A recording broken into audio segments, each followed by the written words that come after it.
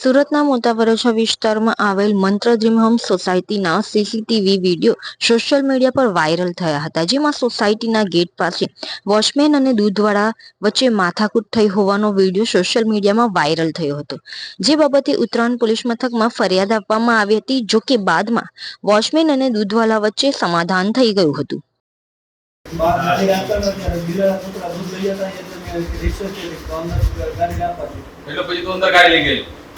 गाड़ी अंदर ले गेलो तू गाड़ी अंदर લઈને ગયેલો પણ મેં કીધું અંદર રાખવા દે હું અંદર આલી દીધી આવું અને કારણે મગજ મારી આજથી પછી હું ક્યારે નહીં જાઉં હું માફી માંગુ છું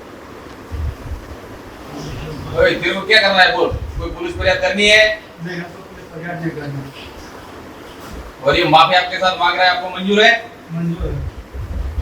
आगे कुछ करना नहीं है पुलिस फरियाद आपको ये आपके वो जो बवाल करने वाला आदमी है ये आपके सामने है आपको कुछ करना नहीं है पुलिस कार्रवाई करना नहीं है फरियाद एफआईआर कुछ करना नहीं है उसके साथ कुछ नहीं करना है ये आपके साथ क्या माफी मांग ली इसने कुछ नहीं करना है ना माफी मांग लो भाई मैंने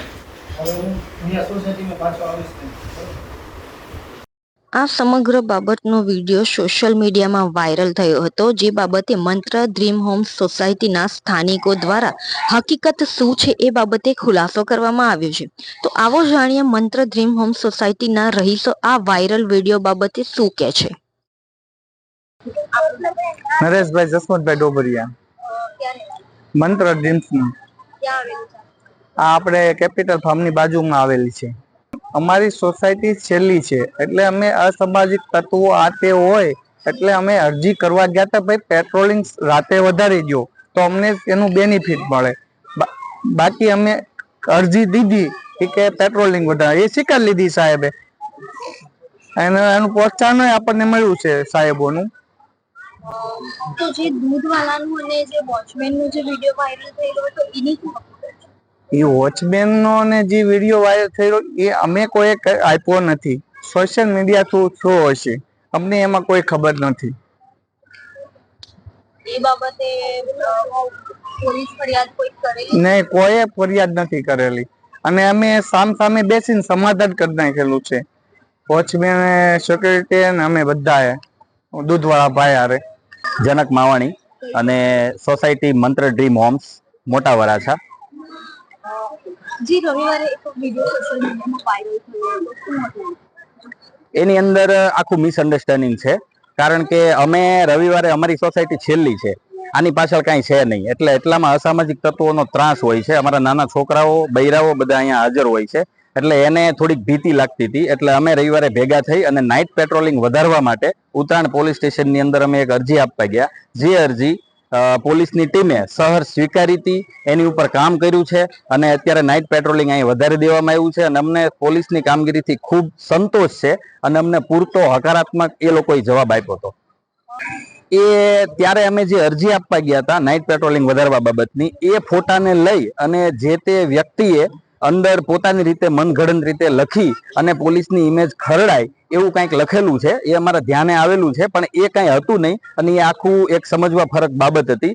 અમારી અરજી એ હતી નાઇટ પેટ્રોલિંગ વધારવા બાબત વિનંતી, અને એ પોલીસ વાળાએ અમને હકારાત્મક એનો જવાબ આપી અને સરસ આખું ગોઠવી એટલી.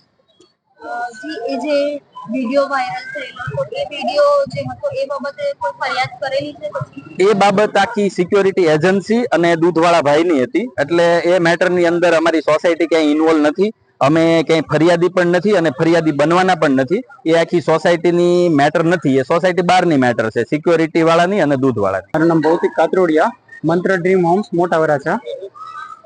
રવિવારે જે સોશિયલ મીડિયા પર ફોટો વિડિયો વાયરલ થયો જે રીતે જનકભાઈએ જણાવ્યું એ રીતે અમે જે અમારા સોસાયટી છેલ્લી પડે છે અને અમારા સોસાયટીની આજુબાજુ થોડોક અસામાજિક તત્વોનો ત્રાસ અને બાળકો રમતા હોય છે, એના માટે અમે નાઇટ પેટ્રોલિંગ વધે એના માટે સાહેબને અરજી આપેલી.